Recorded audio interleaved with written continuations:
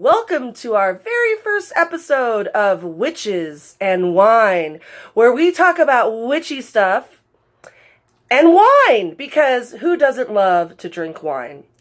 So, first, we're going to talk about the wine that we are drinking in this episode with our resident wine expert, Silenus. Silenus, tell us what we are drinking in our glasses today. Tonight's wine is from the Witching Hour. It is a California-made red blend, lots of cherry, lots of vanilla, and we actually use it for our Coven wine. So this is our ritual wine. It can be found for a very reasonably priced at national retailers. You just got to look around and find them, and we highly recommend it. After this, we'll let Lola talk, and you get to introduce about some interesting magic, so we can teach you about. You want to show that bottle again? One more time. Witching Hour. Very apropos. It's backwards. All right, so let's talk some witchy stuff. Get over here, girl. Get over here. Grab your wine. Let's toast. To witches. To witches and wine. Scoot over because you're being cut off. Okay. So, our Coven's going to be putting on this YouTube episodes called Witches and Wine.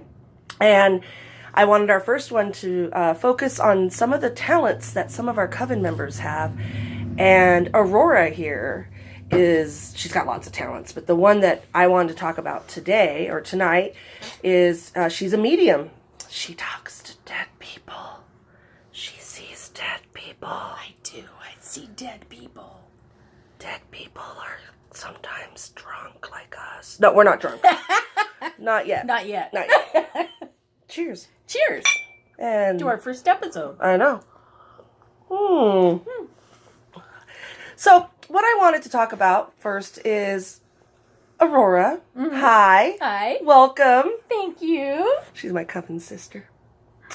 When is the first time you remember talking to spirits or being able to see them or feel them? It was about 20 years ago, and I had gone to a workshop, and I was walking along a street here in town, and I could smell a lot of fragrance, and I was looking around for the tree or bush that was giving off this very fragrant smell, and realized that in this house that I was standing next to on the second floor, there was 4 ghosts looking at me.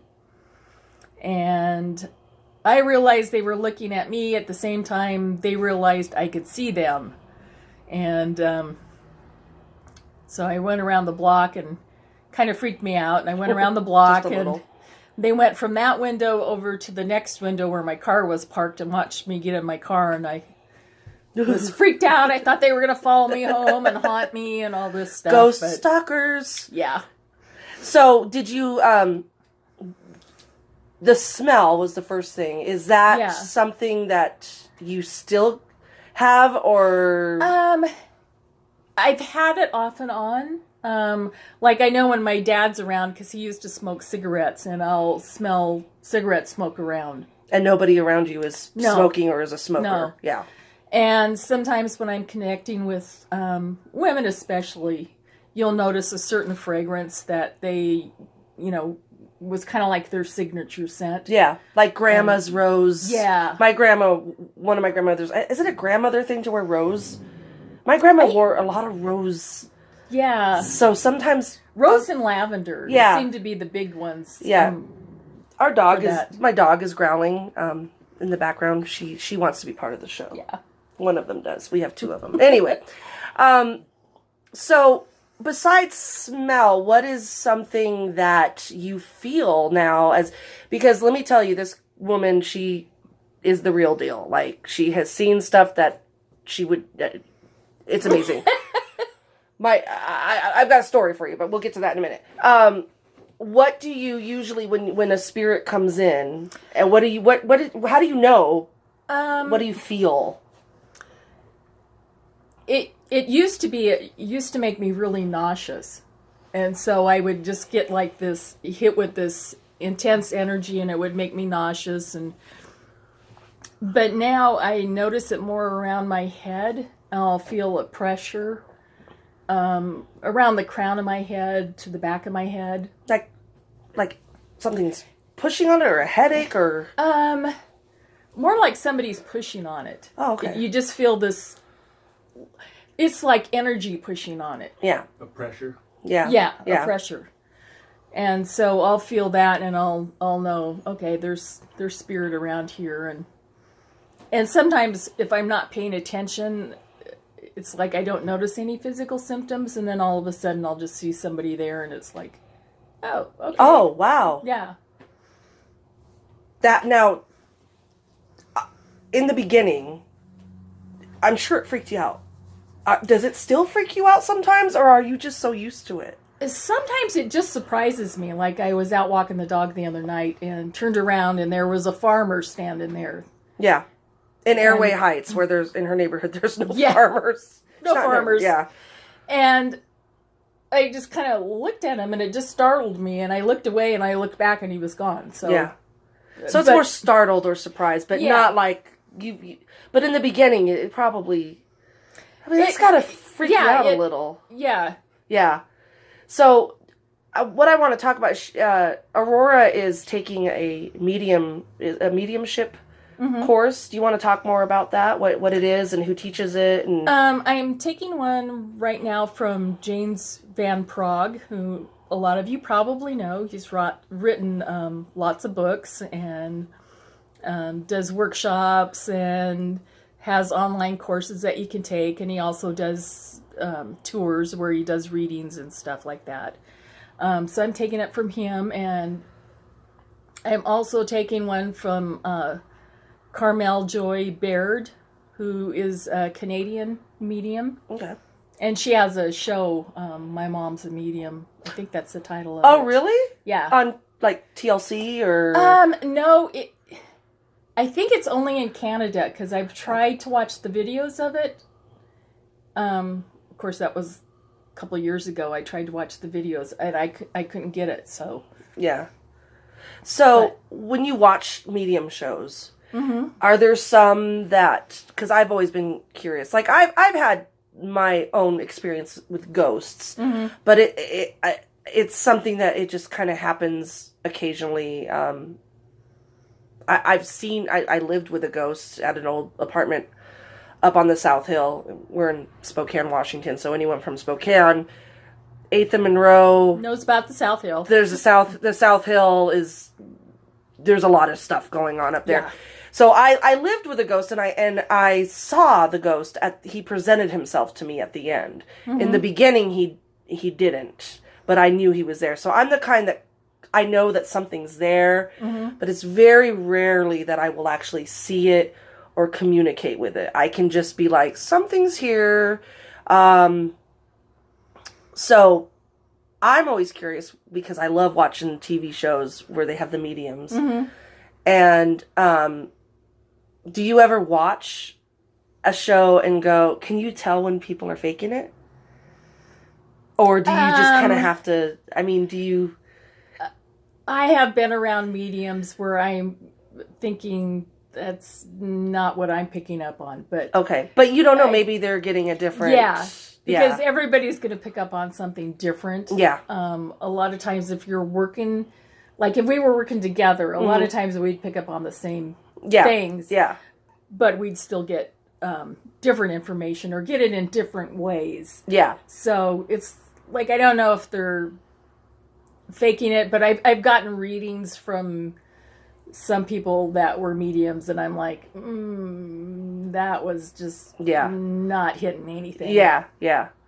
So what is something that if someone is interested or they think they may have that gift, what would you tell them to focus on or to practice to exercise? Because I always say it's because you're constantly exercising that muscle. Yes. So what would you tell them to do to exercise that? Just use your intuition. It's like if the phone rings, try to figure out who's calling before you pick up. If you're in the car and listening to the radio, try to figure out what the next song is going to be. So just using your intuition on a daily basis.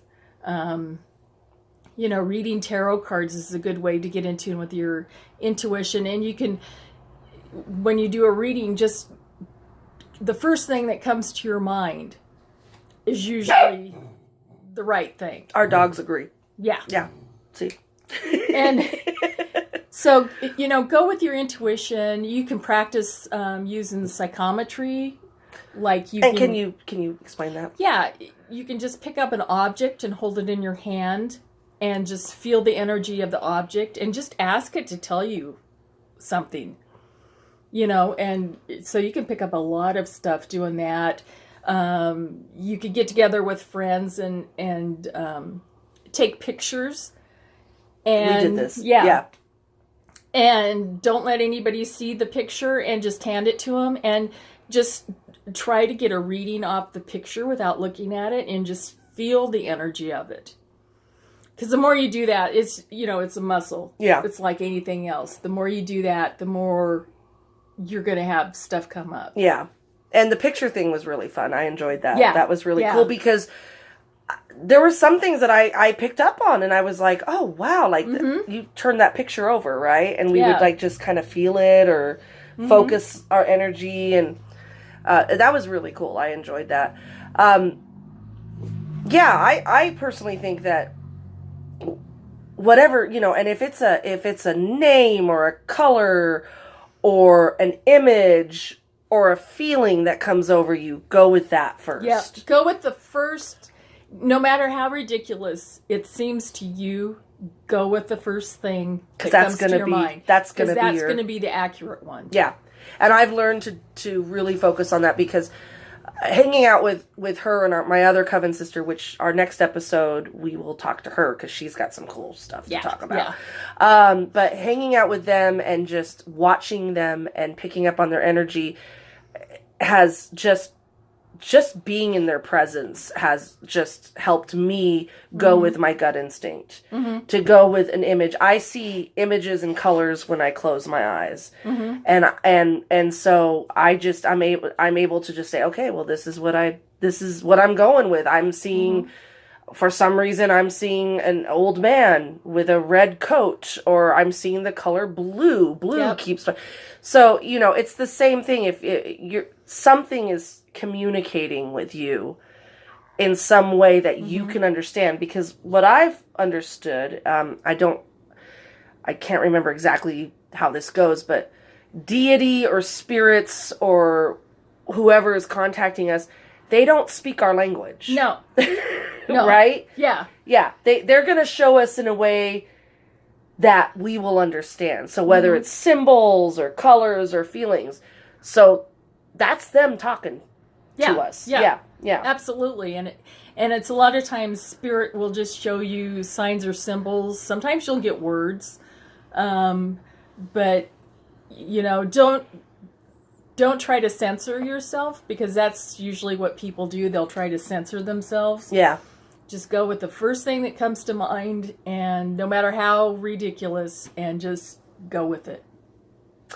And, I always knew she was the real deal, but I remember when we did a seance, our coven we hadn't officially formed as a coven yet, but we wanted to do our first. We were practicing. We were practicing, yeah.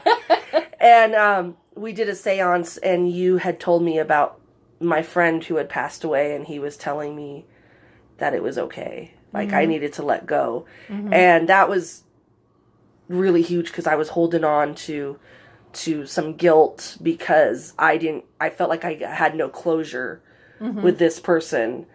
And I remember you said, your friend is standing over there, and he says, and even my husband looked, because my husband knows about it. My husband was like, and I don't see him. And I mean, like I said, I always knew you were the real deal, but that just kind of, I was like, and when you can get messages from your loved ones that passed over, and are you going into helping people with this now? Is that something you want to do? Yes. Yeah. Yeah, I'm going to start doing readings for people, and getting the practice in, and Yeah, doing it professionally. Yeah. We go professional. And we're going to have a website up. We might even have, our website that you found this on. If you look at our services, we offer lots of services. We have very talented people in our coven. And I think that getting people in touch with their loved ones and that have passed over or recently died, or maybe they've been dead for a long time, I think that is such a... you've worked with people before. It must be really intense to get that. Some of them are like, oh my gosh, like...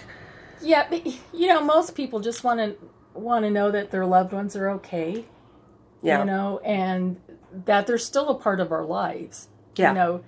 They're not, up in heaven or however people want to look at it. They're right here in our space. They're always with us. So. Yeah. Well, it's a wonderful talent to have, and I think we all have the ability to do it. We do. I'd like to work more on my speaking. I did a seance online with my school, and I was thinking, I'm not really good at this, and she's good at it. and trust me, this man came through, and it was one of my classmates' father that passed away, and to have her say "Daddy," and it just that moment was like, it's not about being like, because sometimes witches are like, I want to show you my freaky cool powers. When it really comes down to it, it's about helping people and that feedback. It's about helping people heal. Yes, and that's what we're all healers. Yes. However we use, we're all healers. I've been saying that for people when people say I'm not a healer. Well, you're a witch. You're a healer. Yeah. You've gone into this. Yeah, we can heal. We just use different things. So, well, thank you so much, Aurora. Thank you for having me. I've got a little timer right there. I see that. I know. I was keeping track. I'm so excited that we got to do this first episode. We've got our wine. We've got our witches. Witches are in the house. Witches in the house. Yo. So next week we will be hopefully talking to another coven member of mine who she's a ghost hunter. It's so and cool. She's got all the neat equipment and everything. It's just amazing. Really, really cool. Yeah, all the gadgets. It's really cool. So tune in next week. Have a blessed day, night, and we'll see you next time. May the God and Goddess bless you on your journey. Yes. Merry meet again.